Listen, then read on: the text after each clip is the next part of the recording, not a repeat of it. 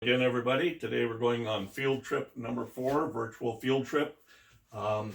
This one we met with Jerry Phillips. You'll hear a lot from him. He is the foremost expert on Elliott forest history. So we'll be with David, our field guide, and Jerry Phillips, the Elliott's historian. Now, our first trip, you might recall, we covered the southwest portion of the Elliott. Our second trip, we took the CCC roads and visited all 4 lookout locations. Our third trip, we followed along the northern boundary of the Elliott and visited the northeast corner down to Loon Lake. So we've covered a good share of the Elliott so far. This trip will be starting at Lakeside at the old Elkside Lumber Company location. We'll be stopping at the lookout to School Land Bay, going up Benson Ridge Road, which was created just prior to the Columbus Day storm.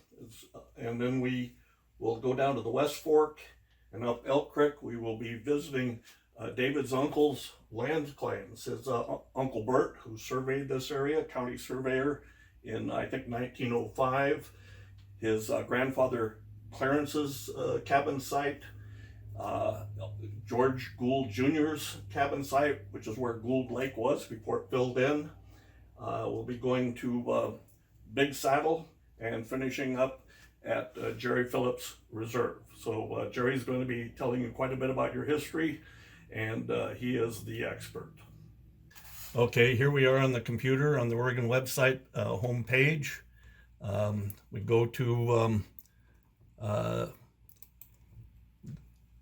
this year's work, and we can find the website, and we will be going to Tenmile Lakes with Jerry Phillips. Here's the Tenmile Lakes field trip. We didn't do it in 2019. We did it in 2018. Most of it was focused on camping and fisheries, but there is a map that shows all these little white words are exact GPS locations on the oral histories. So they align directly with the oral histories, and they show where the locations are. And the other document of interest is Jerry's history of our second stop, and he'll be talking there, School Land Bay. His map and his handout from the 2018 field trip. And here is our field trip for today. And we start in Lakeside, we go to School Land Bay, we go up to Divide Springs where David's family used to hunt, his uncle Bert's cabin, his grandfather Clarence's cabin, George Jr.'s cabin at Gould Lake, Baltimore Crane's cabin. He came in the 1930s from the Glen Creek area, and then Big Saddle, and we end up at Jerry Phillips Reserve.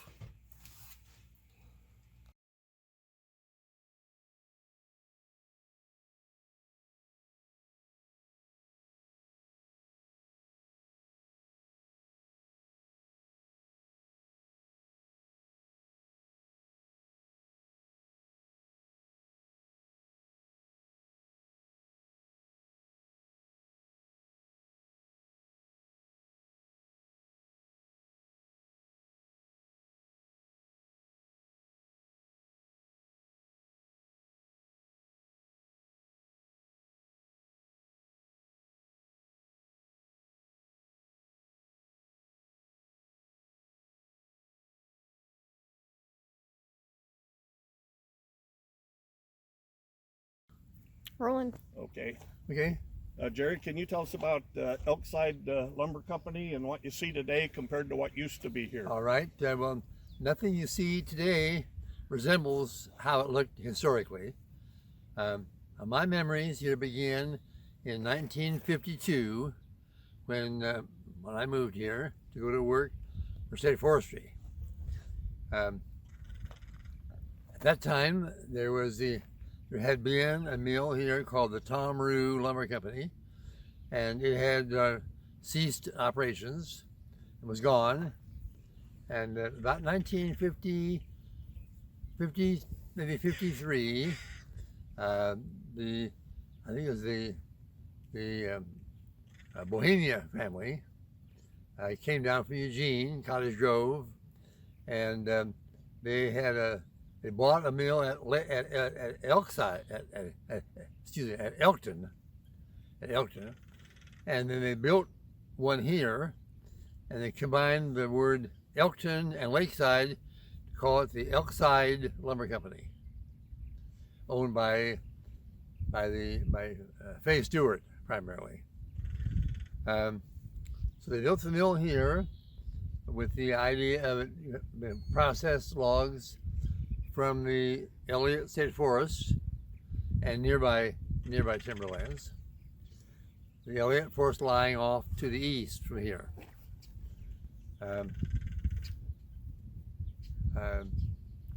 They employed several hundred people, most of whom lived in this area. And at that time, there was the old here at Lakeside, there had been a CCC camp in 1935, 36, right in there. And the CC camp built the Lakeside Airport strip, and they built the bridge across the little waterway that connects North Tenmile Lake and South Tenmile Lake. Built that bridge. That bridge by 1953 was starting to fall apart, so we couldn't haul logs across it. So we sold timber in the Elliott Forest out there to finance the rebuilding of the county bridge across that little link creek there.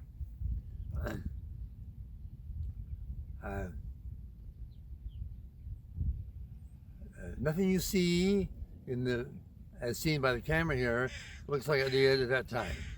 This has all been artificially redone later by local people, I guess it was. These palm trees, of course, are not native anywhere in Oregon. They're here for appearance sake. And the sand was all hauled in. The lake, this is South Tenmile Lake right there. And it is, as it's always been, although its depth has changed over the years.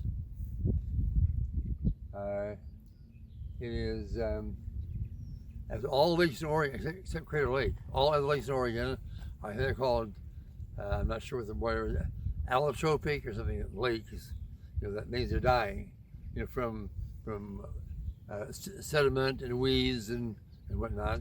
You're getting shallower in every lake except Crater Lake. And this one also is getting shallower all the time. And when the land surveyor surveyed this township, he said, well, you're going to survey right across the lake because this is going to become farmland someday. All this water would become farmland.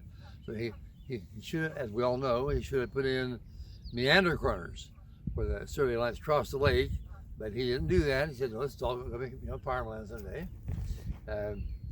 And sure enough, it's getting shallower all the time. People are in denial on that, but it is. It's still a nice lake for boaters and whatnot. People drink the water. Around here, they pump the water out of the lake to drink. So this was a large active sawmill from probably 1950, I'll say 55, 56, on until about, what am I going to say,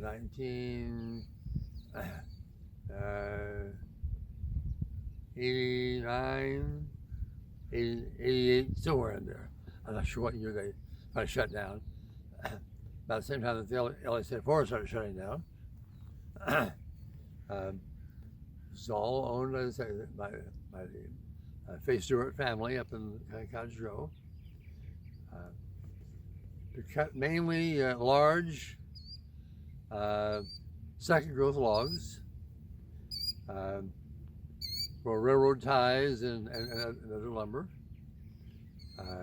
They didn't have a plywood mill here. They just a sawmill. One of my sons worked for him in the woods. And I don't know what else, Bob. I think you covered it. I think Okay. The main reason why they built it here because they had a direct access to the Elliott Forest, pretty much a private road, basically. I mentioned that. Oh, you did? I think I did. Okay. the Columbus Day storm, what did that do to the business here? It just increased it. Okay, so did they have the roads, Benson Ridge or anything going in prior to then? No, not yet. Okay. The storm was in 62. Yeah. 1962. I don't speak very well. 62. We were already logging at that time, but haven't rebuilt the bridge here yet, so we couldn't haul across that bridge yet.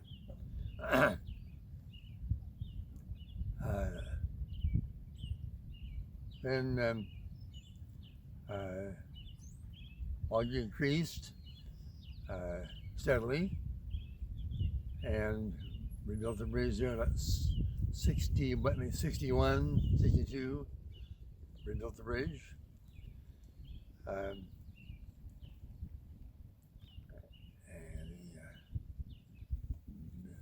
the little airport strip is still there. Yep. Owned by the state of Oregon. CCCs all went away. And Lakeside, mostly retirees, I think, live here. Yep. It still exists because there's some recreation here. There's a little more history. I don't know if you care about that or not. No, I think we covered it pretty good. Okay. We wanted to go from 3 Cs to the Columbus Day storm and Elkside lumber, and I think we got that all covered. Okay. So Exactly. Kind of. yep. We have a state forester named Ferguson, and he had some personal interests also. Yep. And he liked the Dean's Mountain area up there. Dean's Mountain, it was a lookout there, a Forest Service lookout. Yep. U.S. Forest Service lookout there in Dean's Mountain. And so he conceived the idea of building a road from here, had the CCCs build a road from here across the bridge there that he's going to build back. Again, this is the CCs. Build the road back about 4 or 5 miles, and then we're going to keep on going out Benson Ridge, which of course there's no road anywhere there. Yeah. Up to Dry Ridge and to Dean's Mountain, and rebuild the lookout there with 90 pine lumber, and he did. But he didn't ever get that road built. World War II came along, and the road stopped about 4 or 5 miles out there. The CCs, the road stopped. So we got 4 or 5 miles of CC road here too. Yes. Okay. Well, it was CC road. From here, he built the bridge with the CCs on about Benson Ridge. Yep. Or of course, it's called North Lake Ridge tonight. To where it forks. One fork goes into Benson Creek, one more goes into Big Creek. Yep. Right, that's where the CC stopped work right there. And then in about 1960, 61, then we built through timber sales. Yep. We built the road from there back Benson Ridge to Dean's Mountain. Okay. Well, So I think that this is kind of a CC mixture of history here. the last tour we took with David, we did all the 3C roads and the different things, so this ties it all together. So no one thinks that's being a CC road. But that's what the history is. Yep. So when they built that road through that piece of that 80 acres where School Land Bay is up there. That's going to be our next stop. And Kind of odd, isn't it? This is all part of the 3Cs road here too. Is this? Wow. Yeah. Got it. Jerry, can you tell us the story of why these trees are here I and will. what hole they are? I will.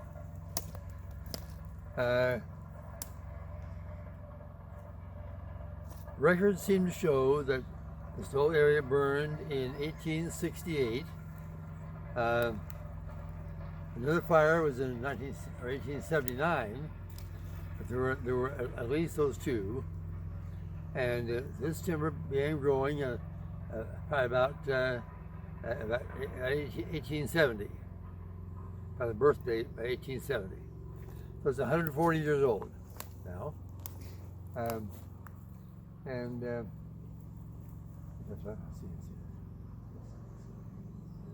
When you set up the sale here, you left this buffer here. Right, we did. We sold it's 80 acres here. It was part of a state school section, state school land section, section 16.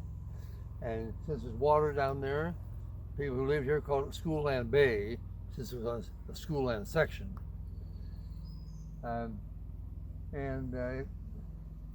So someone bought it from the it's owned by the state land board originally.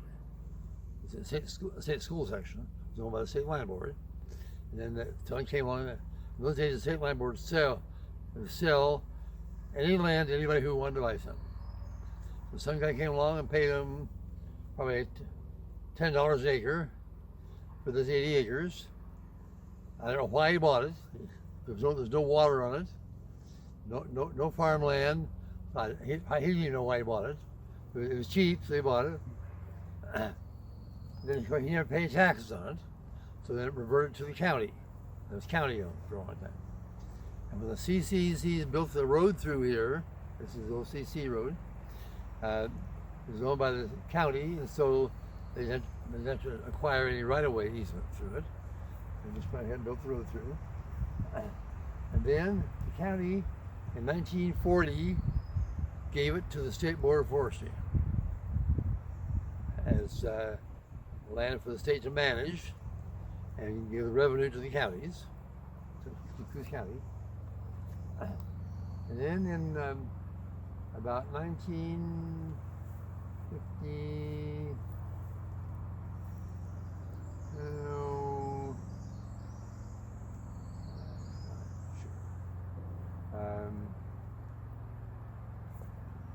I'll say 59 somewhere.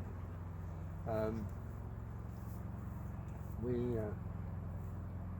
sold 60 acres of it on a timber sale. That's down below us here, down below us, and over to the east.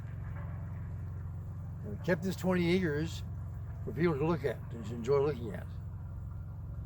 It was owned by the state Board of Forestry and the people in Coos County. So I talked to the Board of County Commissioners. I said, does that seem okay to you? Because essentially they have the financial interest in it. And they said yes, they approved that. To leave it 20 acres as it is with timber on it. There's a lot of value here, but that's just here for scenery. I think people they never say so, I think they appreciated that. Showing big timber in the whole area here. And it's gone through a lot of windstorms, and it's here it is, so it's strong, well-rooted timber. Occasionally a tree dies, you can see it like down here, because you're getting old, like I am, and that's what happens. It's almost all Douglas fir. You see a few cedar trees here and there. And that's how it's planned to be, as long as politicians believe it that way.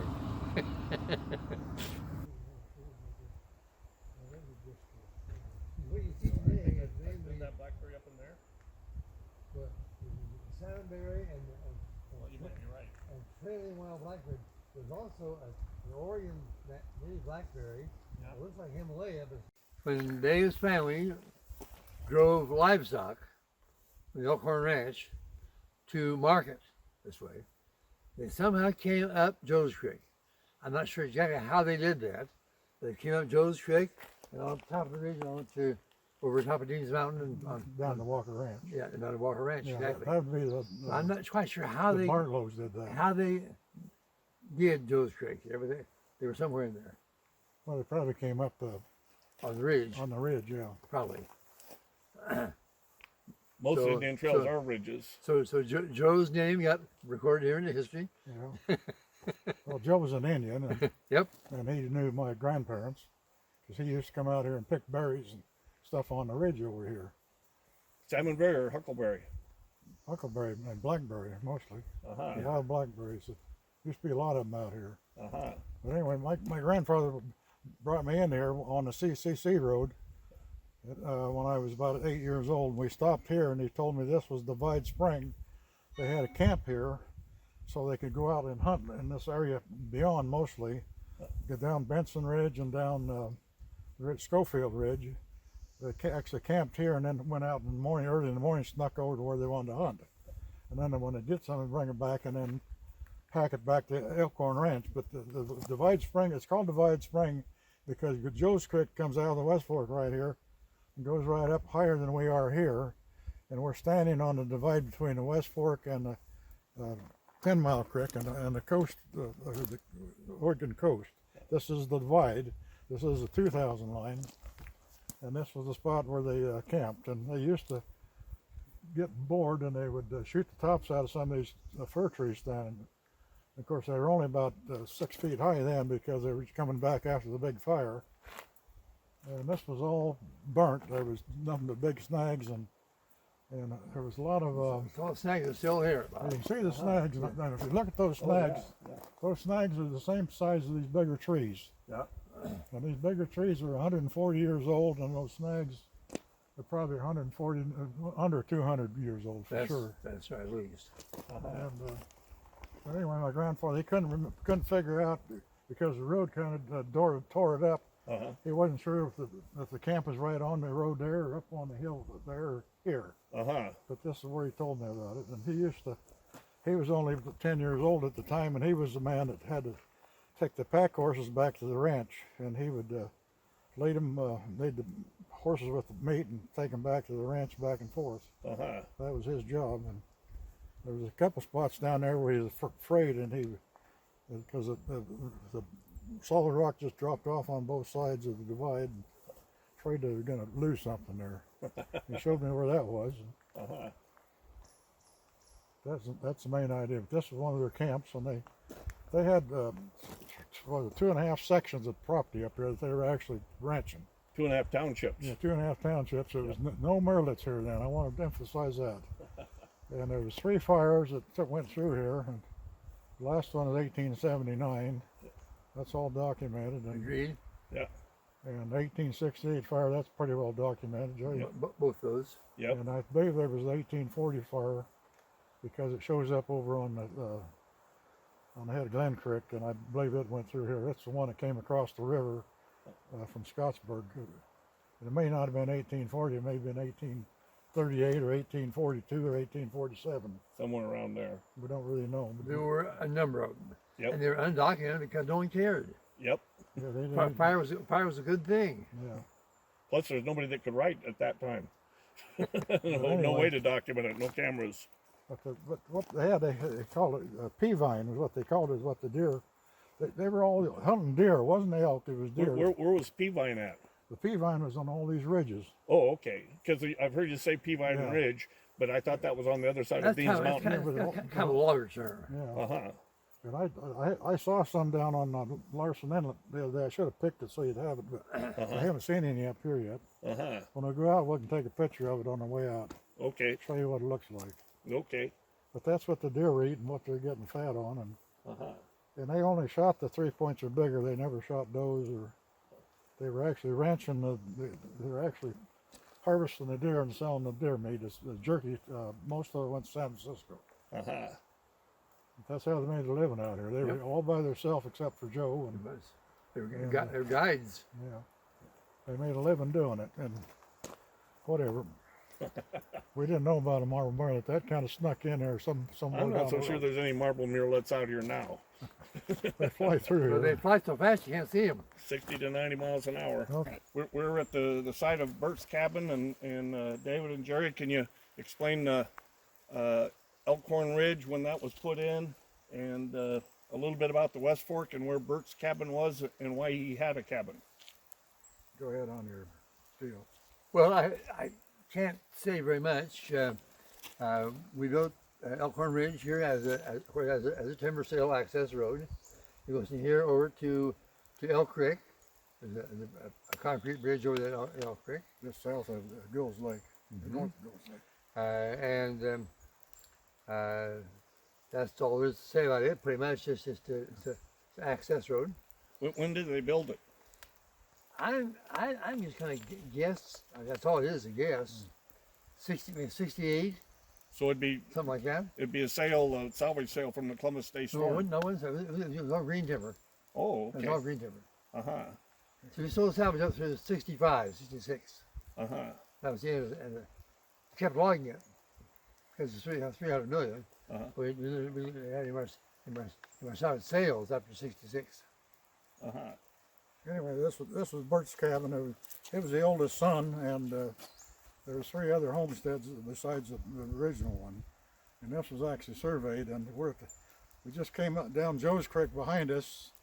It's just down here about a quarter of a mile, and you got Otter Creek, and then you got Deer Creek. They all come right here, so then that was the ideal place for him to have his cabin and his deal. That's always impressed me. He's a local boy, born and raised right here. I'm not sure he's born here. No, he was born in California. Maybe he's one of the came down the horse day. Yep. Anyway, raised here, grew up, became county surveyor. Yep. Right. In the meantime, about 1904, somewhere in 04, he got a contract to survey this township, except for the west tier. That was by a different guy, the western 6 sexton. This is all surveyed by Bert. Yep. And he said he used to walk around Allegheny with his compass around his neck. I'm very proud of that compass. I met him when he was old. He was probably as old as I was, Uh-huh. living in Coquille. Uh-huh. But it's about time I went to meet him. His memory was totally shot. Yeah. We've got a lot of his records, so his Wade, his grandson, saved the records, and they've got those, and Kinsey has scanned them, and we're ready to Yeah. put them online. So that's his memory is gone, but his record keeping is still alive. Yes. I just admire that so much. Here he was. Just imagine. Surveying in section 26. That's where the Elkhorn Ranch is, in section 26. Yep. Surveying his own home ranch. Yep. Well, and his homestead was right here, his own homestead claim. Yeah, right. So he got to survey that too. Yeah, he surveyed 4 of them. It never got title to it. No, never got But title. got And then there was another place that the old maid had a cabin. It could have been surveyed, but it was in a town that was further east, so they didn't get involved in it. Uh-huh. But this was all part of the ranch. It was all burnt and no marble murrelets for just many figure years. in those days, these hills were all snags and ferns. Pure snags and ferns. Yeah. A few fir trees coming up like this. Yeah. That. Probably about it. Yeah. And elk. What was the reason for the cabin? He wasn't a fern picker. Was that just for hunting? That was kind of his cabin for his claim, but they'd come out here and they'd camp and hunt out of it. Uh-huh. So a hunting It cabin. was a hunting cabin. Uh-huh.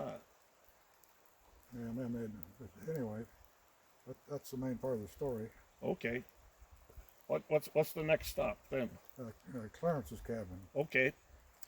Can you think of anything else here, Jerry? We got Elkhorn Ridge, we got the Joe's Creek, we got the claim, we got the surveying, we got There's no reason to Bird's mention story. Pheasant Cabin. That was a later event. That was a See the cabin just around the corner. that was a trapper's cabin. Yeah. Just right around the end there. Uh-huh. And the picture from my book, the picture of Pheasant Yeah, Cabin. they came in after the Oh, Goulds pheasant left. cabin's right here. Yeah, they came in after the Goulds left, the other campers. Okay. The trappers, yeah. in the 30s. And we've got that, like you say, in your book. But Uh-huh. but the pheasant cabin was close to Bert's cabin then. Pretty close, yeah. Yeah. Uh-huh. Less than half mile Yeah, apart. they took some of the stuff off of Bert's cabin for their cabin, I think. Uh-huh. I bet they did. I bet they did.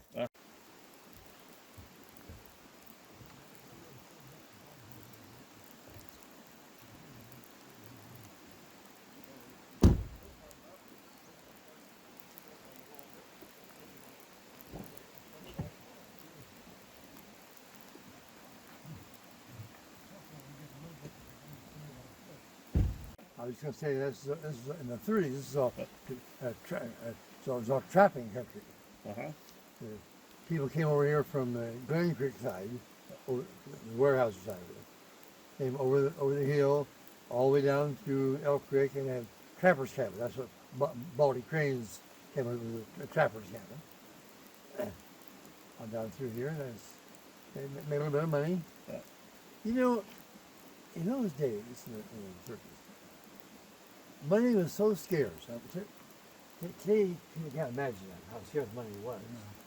You know, a few dollars of cascara bark, or a few beaver hides, that was serious money.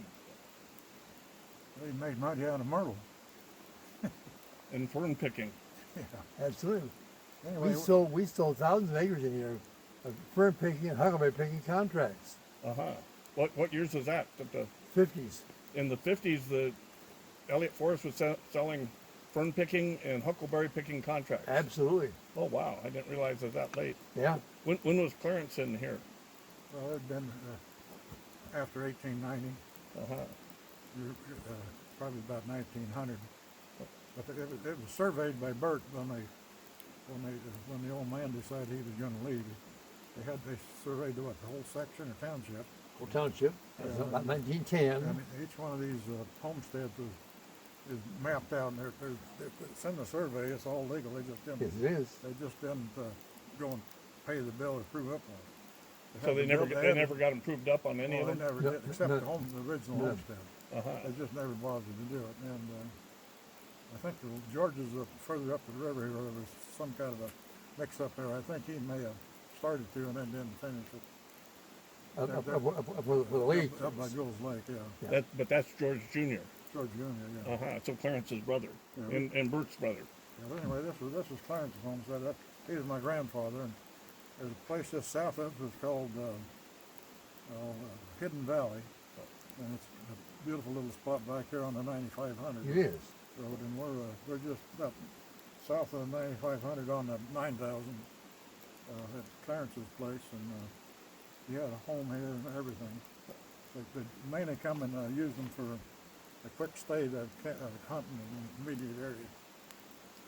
And they never proved up on them, and that's all I know. Uh-huh. I just think you were paying taxes, that's all. It's open land. Uh-huh. Uh-huh. It's all burnt, nothing here but snags. Okay. Good grazing ground. That's right. Jerry, this is Balti Crane's old place here. It is. When did he build it, and what did I'm he use guessing it for? 34, 35, Uh-huh. 36, somewhere in there. When you came to work, was it still here? Oh, it was here. So, do you have a photo of it, of Balti Crane's place? I think there is one somewhere. Uh-huh. We finally burned it down. It was a public nuisance. It was fall down on somebody. Uh-huh. But you used to sleep in it at that time. Uh-huh. It was a two-story cabin. Yep. So would like hunters come and sleep in it and use it? Was that the problem? Or? He did. Uh-huh. And he had he cleared ground here. He planted a patch of raspberries here. So the raspberry patch is out in here somewhere. Right here. Uh-huh. Cabin was here. Did you ever sleep in the cabin? I don't think I ever did. I don't like rats. I'm not a rat liker. Uh-huh. Why did he pick this spot, do you think? You know, I don't really know that. The trail came over the ridge Yeah. from back over here. Okay. From Big Saddle? Yeah. Okay. And I don't know why he picked it. Uh-huh. He's a trapper, so it had to. That's all I really know. Okay. Can you add anything to that, David? No. Okay. But just know what we know about Balti crane from your book and Lionel Yost's book. That's right. I think Okay. that's true. I can't add a thing to that. Uh-huh. They came over the hill from where they lived over on Glenning Creek. Yep. Oh, there's a main trail coming over there, a main hiking trail. Yep. Uh-huh. Baldy Crane was the one that died up here, wasn't he? I think so. You know, my granddad's the one that found him over just up the river from the original homestead. He followed the trail and found where he went off the trail and went down and found him by the river. That's in Lost and Coos, isn't Yeah, it? that's Lost and Coos. Okay. So we're kind My of tying granddad- all my these things granddad- together. My granddad told me that story. I remember it quite well. Uh-huh. Several people had been looking for him, and my granddad finally went out, and he was a good tracker. He just walked below the trail Yeah. and found where some fern was bent over and broke, and they followed it. Uh-huh. And found him. About half a mile above the river on the guy went down into the river. That's where he died. Wow. But he probably had a heart attack when he left the trail to go to the water. Uh-huh. Uh-huh. There's a lot of holes there, and I showed them, and then they come back and just completely redid it. And look at the crown. Beautiful job. See, what gets you, it's this real fine stuff. See it here? Yeah. And that, just get any water. Is that like a quarter inch or something? Then it starts splashing out. Pretty quick it gets bigger and bigger and bigger. And, see, this is a hole someday right here. See it? George Jr.'s cabin and land claim was right here, and it used to be Gould Lake was down below. And David, would you like to tell the story of Gould's Lake? Well, Gould Lake was formed in 1894 when a landslide dammed the lake down here one winter. When the Gould family was living at Elkhorn, they heard the commotion and the ground shook and the house rattled, and they didn't know what it was. But anyway, they came over the hill and found the lake that summer. The McKenzie family lived over the ridge, so Yeah. they could hear the landslide happen. Oh, But anyway, they scary. but this is where they came. Bert or George came here with Sawyer and Dickerson, the surveyors, axemen actually, when he came to Elkhorn to go to the big barn to kill an elk. And they jumped the elk up on Elk's Peak, chased them down, and they shot an elk down here. And then they spent some time and wandered around, and they seen how well the pasture was here, all grass and everything else, and snags. And they went up on top of the ridge and could see down on the other side, and he decided this was where he wanted to come and live. And the reason why he did that, a lot of people don't understand. He'd been doing this sort of thing in California, in San Jose, up on the, it's called the C-O-E, Henry Coe State Forest on Pine Ridge, and then the Grizzly Canyon down there.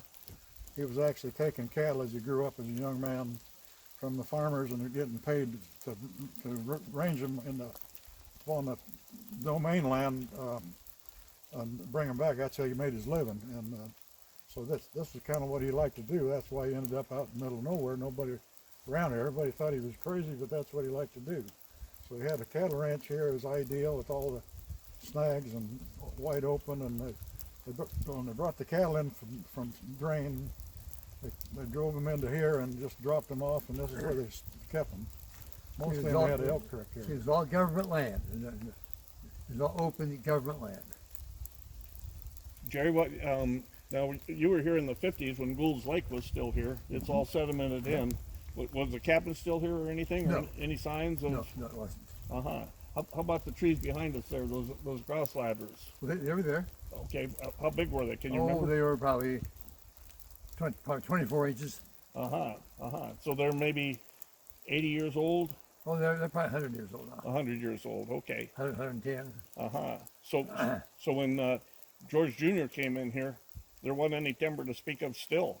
No, there was some timber here because they're on the edge of the 1886 fire and the 1879 fire. Uh-huh. And there was, in the diary they talk about the timber would protect the cattle from the snow, and that's what we're talking about. And when you look at the landslide photographs, you can see the small trees that were probably 10, 15 inches some of them in the slide leaning. Yeah. And that was the timber, and that was the timber that was up on top the divide by up on between Loon Lake and here, where they broke into the big burn. And on the trail, and they were talking about that also. But that was part of the reason. And they knew about the cattle and the snow from California because they had a bad tragedy down there with the snow. One of them got his toes and everything pretty much frostbitten, so they remembered that. So we went to Bert's and then Clarence's and now George Jr.'s, all those claims, yeah. and they were all surveyed by Bert, and none of them were proved up. That's right. Including the home place. Just the home place was proved up. No, yeah. Well, they proved up on that so they could sell it. Yep. You proved after they left. you Yep. proved up on it. And then Yep. the reason why they surveyed it was so they could prove up on it. And George Senior actually ran the camp for the survey crew. He provided the meat and the camp for them. But Bert was on the No, crew. Byrne was a surveyor, and he Yep. had a survey crew. Well, can you think of anything else here? We got the lake, we got the cabins, we got the history even coming in from California. So Big Saddle is next, is that right? Anyway, George ended up down in Arizona as a cattle ranch down there, Uh-huh. and that's where he ended up.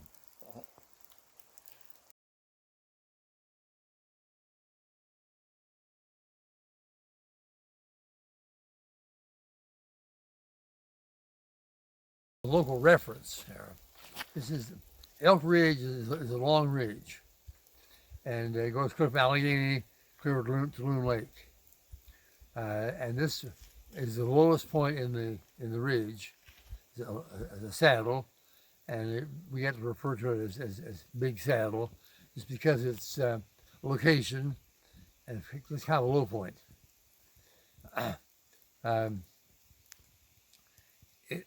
Everything behind us here, everything behind where you're standing, was old growth timber. Because it joins onto the whole Weyerhaeuser tree farm. That was all old growth. This is just an extension of the Weyerhaeuser old growth. But this was, and also hooks onto my little Phillips Reserve over there too. Yep. Same old growth band right in there. We logged this in 1960. What's behind you? 1960, and that half section of timber here is border forestry timber, which means the county has a 3/4 interest in it. So that'd be 320 acres, and then they've got a 3/4 interest in it. Right, financially. Yep. Not legally, financially. Uh-huh. And now, someone observed there's some birds that have flown through here. Now it's part of the Endangered Species Act, Wow. and it can't be. The county doesn't even know this. They can't be touched because it has some birds that have flown through it. Uh-huh. But this was logged in 1960, so it's only a 60-year-old stand. Exactly what you're looking at right here. Is it a plantation? 40. Yeah, it'd be a plantation. You logged it. Yeah, It could've been. plantation. Yep, that's about the time Weyerhaeuser started really doing planting instead of seeding. That's right. So what is bird habitat now It is. is a 60-year-old tree planting. That's what it is. Wow. And then, Well, let's see if this is. That's right. wow.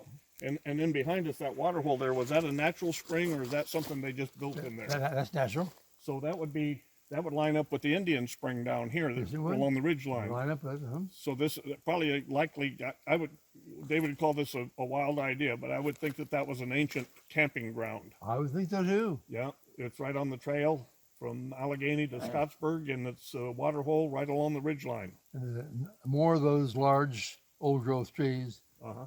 just down the hill, just a little bit. Yeah. Like 30 or 40 of them in there. Uh-huh.